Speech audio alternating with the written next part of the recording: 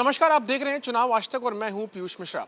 लोकसभा चुनावों की तारीखों के ऐलान के बाद सभी राजनीतिक दलों ने अपनी कमर कस ली है और अलग अलग तरह की रणनीतियों पर काम करना भी शुरू कर दिया है।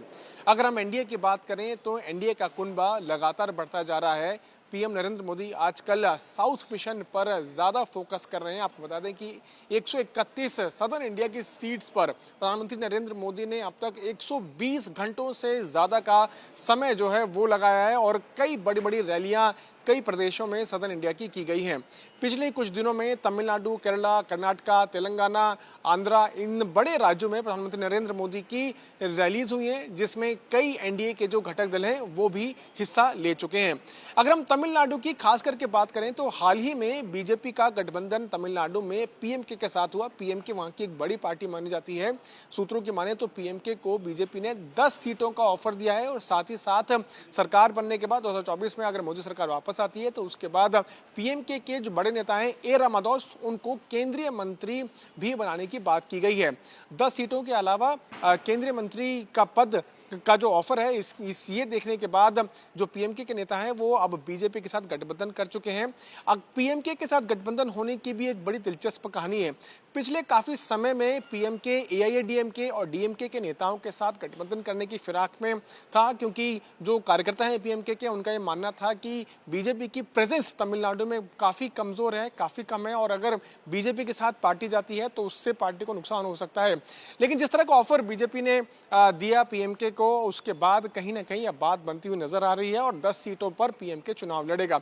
वो उसका एक और बड़ा कारण यह भी है कि तमिलनाडु के उत्तरी भाग में, नॉर्दर्न तमिलनाडु में बीजेपी की प्रेजेंस काफी कम है और वहां पर बीजेपी को 10 सीटें पीएमके को देने में ज्यादा परेशानी नहीं हुई। हालांकि बीजेपी के नेताओं का मानना है कि बीजेपी तमिलनाडु के दक्षिण भाग में और वेस्टर्न तमिलनाडु में काफी मजबूत है और इसीलिए वहां पर बीजेपी के जो कैंडिडेट्स हैं वो ज्यादा मात्रा में, ज्यादा संख्या में वहां पर चुनाव लड़ेंगे। सूत्रों की माने तो 39 सीटों में से बीजेपी 15 से ज्यादा सीटों पर चुनाव लड़ सकती है। साथ ही साथ पीएमके को 10 सीटें दी गई हैं। इसके अलावा एनडीए में और भी कई घटक दल हैं, जैसे ओ पनीरसेल्वम जो पूर्व मुख्यमंत्री रहे और एआईएडीएमके से उनको बर्खास्त किया गया था, उनका एक अच्छा खासा वोटर बेस है, वो बीजेपी के साथ है। साथ ही साथ जीके वासन की तमिल मनीला कांग्रेस पार्टी भी इस वक्त एनडीए का हिस्सा है। इसी के अलावा जॉन पांडियन की टीएमएमके, टीटीवी दिनकरन की एएमएमके और कई छोटे छोटे दल इस वक्त एनडीए कुनबे में शामिल हो चुके हैं। तो 39 सीटों में बेहतर परफॉर्म करने के लिए बीजेपी का टारगेट इस बार ये है कि 15 से ज्यादा सीटों पर चुनाव लड़े। साथ ही साथ पीएमके 10 सीटों पर अगर चुनाव लड़ता है तो न सिर्फ उत्तरी तमिलनाडु में एनडीए स्ट्रांग होगा, इसके अलावा जो बाकी सीट्स जहां पर पीएमके के कार्यकर्ताओं और पीएमके को फॉलो करने वाले जो लोग हैं वो मौजूद हैं, वहां पर भी बीजेपी को फायदा हो सकता है। इन सभी चीजों के मद्देनजर ही एनडीए में न सिर्फ पीएमके बल्कि कई अलग अलग दलों को बीजेपी ने जोड़ने की कवायद की है। कल उम्मीद ये जताई जा रही है कि बीजेपी की दिल्ली में कोर ग्रुप की बैठक होगी, जिसमें जो फाइनल मोहर है कि कितनी सीटों पर बीजेपी चुनाव लड़ सकती है वो उस पर फैसला होगा। साथ ही साथ कौन कौन कैंडिडेट्स होंगे उसको लेकर फैसला होगा और कल की बैठक के बाद परसों बीजेपी की एक महत्वपूर्ण केंद्रीय चुनाव समिति की बैठक हो सकती है। उसमें जो फैसला कल बीजेपी तमिलनाडु बीजेपी का कोर ग्रुप में फैसला लिया जाएगा उसको लेकर भी चर्चा केंद्रीय चुनाव समिति की बैठक में होगी। तो तमिलनाडु को लेकर बीजेपी इस वक्त पूरी तरह से आश्वासित है और प्रधानमंत्री का दौरा जो लगातार सदर इंडिया में चल रहा है उससे भी कहीं ना कहीं उम्मीद ये जताई जा रही है कि भारतीय जनता पार्टी को वहां पर काफी ज्यादा फायदा पहुंचने वाला है। अब बात करते हैं एआईएडीएमके की। एआईएडीएमके ने कुछ दिनों पहले ही बीजेपी से नाता तोड़ लिया था, एनडीए से बाहर हो गया था एआईएडीएमके। उसके बाद बीजेपी ने काफी कोशिश की एआईएडीएमके को मनाने की, कई बैठकों का दौर चला, लेकिन उसके बावजूद भी साफ कर दिया गया कि एआईएडीएमके अब वापस बीजेपी में नहीं आएगा और एनडीए का हिस्सा नहीं बनेगा।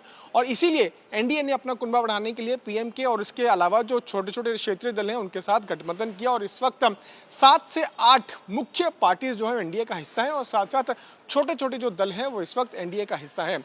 एआईएडीएमके डीएमके का जो दो बड़ी पार्टीज हैं तमिलनाडु में, उनके खिलाफ खड़ा होना बीजेपी के लिए काफी जरूरी था, इसीलिए इन सभी क्षेत्रीय दलों को एक साथ लाया गया। सूत्रों की माने तो अब एआईएडीएमके से बीजेपी ने नाता पूरी तरह से तोड़ दिया है। हालांकि जो बीजेपी के वरिष्ठ नेता हैं वो एआईएडीएमके के खिलाफ कुछ भी खुलकर नहीं बोल रहे हैं।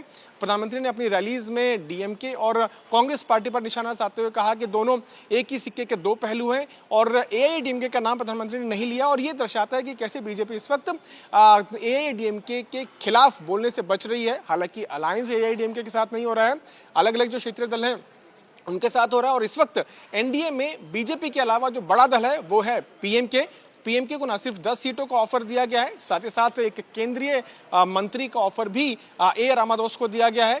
पीएमके जो है उनके जो दो बड़े नेता हैं ए रामादास और एस रामादास, उसमें जो फादर हैं वो ये चाहते थे कि एआईएडीएमके के साथ पार्टी जाए, लेकिन जो सन है जो ए रामादास, उन्होंने ये साफ कर दिया था कि वो बीजेपी के साथ जाना चाहते हैं। और उसके बाद पार्टी ने काफ़ी सोच विचार करने के बाद जो ऑफर दिया गया था उस पर मद्देनजर, उस पर प्रकाश डालते हुए एनडीए में हिस्सा बनने का फैसला लिया। अब इन सब चीज़ों को देखते हुए देखना ये होगा कि पार्टी का परफॉर्मेंस किस तरह से तमिलनाडु में हो सकता है। सीटों की बात करें तो 39 सीटें तमिलनाडु में हैं एआईएडीएमके से अलग होने के बाद। अब एनडीए बड़ा कुनबा बन चुका है तमिलनाडु में।